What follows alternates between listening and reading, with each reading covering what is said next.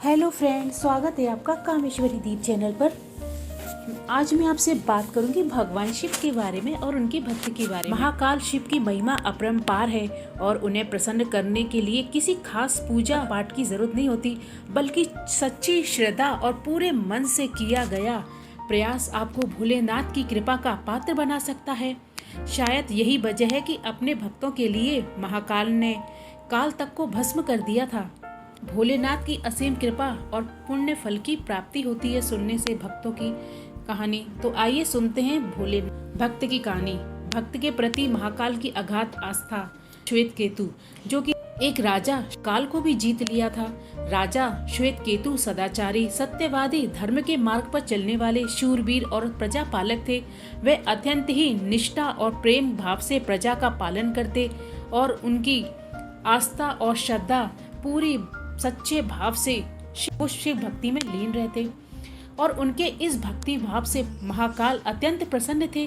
उनकी कृपा से श्वेत केतु के राज्य के लोग दुख, दरिद्रता, अकाल मृत्यु और महामारी से अछूते थे। एक दिन जब राजा श्वेत केतु का जीवन काल समाप्त होने वाला था, तो वे भोलेनाथ की आराधना में बहुत लीन थे।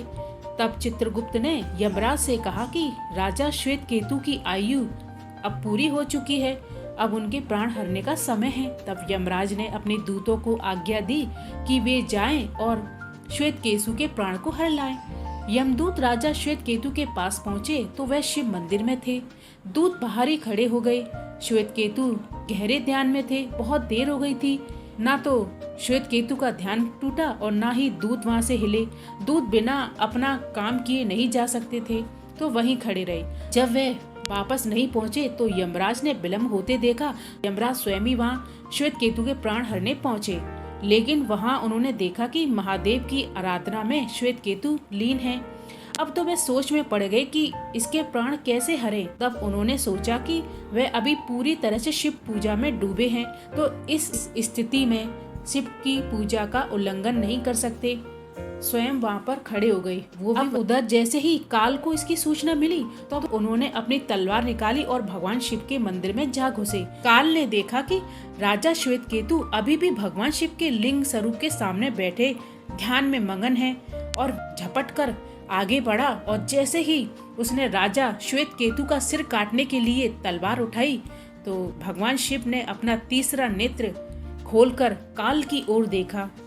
जैसे ही भोलेनाथ का तीसरा नेत्र खुला, वैसे ही काल भस्म हो गया जलकर।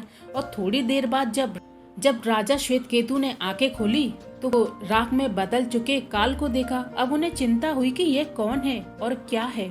श्वेत केतु ने भगवान शिव से पूछा, हे भोलेनाथ, ये किसकी राख है और इसे किसने क्यों जलाया है? तब भोलेनाथ ने बताया कि वह काल है जो कि तुम्हारे प्राण हरने आया था।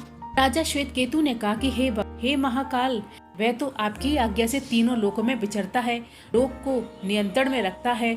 इसी की भय से तो लोग पुण्य कार्य करते हैं। आप उन्हें अतिशीघ्र जीवन दान दे दे। शिव जी की कृपा से काल जी उठा। उसने उठते ही श्वेत केतु को अपने गले लगाकर बोला, राजा, तुम जैसा तो तीनों लोकों में कोई नहीं है। तुमने तो अजय काल को भी जीत लिया है। जीवन दान पाकर काल और यमराज ने कहा कि ऐसे जातक जो शिवजी के परम भक्त हैं और सच्चे मन और पूरी श्रद्धा से महाकाल की पूजा में लीन रहते हैं, सिर पर जटा और गले में रुद्राक्ष पहनते हैं, विभूति का त्रिपुंड ललाट पर लगाते हुए पंचाक्षर मंत्र का जप करते हैं, तो उन्हें कभी भी अकाल मृत्यु का ग्रास नहीं बनना पड़ेगा। इस आशीर्वाद के बाद श्वेत केतु ने लंबे समय तक राज किया और फिर महाकाल की कृपा आकर उनमें ही विलीन हो गए। भगवान शिव के सच्चे भक्त की कहानी। भगवान शिव जो कि बहुत ही भोले हैं और एक लोटा जल में भी प्रसन्न हो जाते हैं। उन्हें प्रसन्न करने के लिए कोई भी पूजा की सामग्री ना हो, फिर भी मन से पूरी श्रद्धा से भावना से अगर एक लोटा जल भी अर्पण किया जाए तो वो उसमें भी प्रसन्न हो जाते हैं। इसीलिए तो भोले हैं। तो आप भी भगवान शिव को सावन के दिनों में मनाइए, उनसे आशीर्वाद पाइए। तो धन्यवाद फ्रेंड्स। अगर आपको मेरा वीडियो पसंद आया हो तो इसे लाइक ज़रूर कीजिए, सब्सक्राइब कीजिए मेरे चैनल को। बेल आइकन का बटन है उसे भी ज़रूर प्रेस कीजिए। जय भोलेनाथ, हर हर महादेव।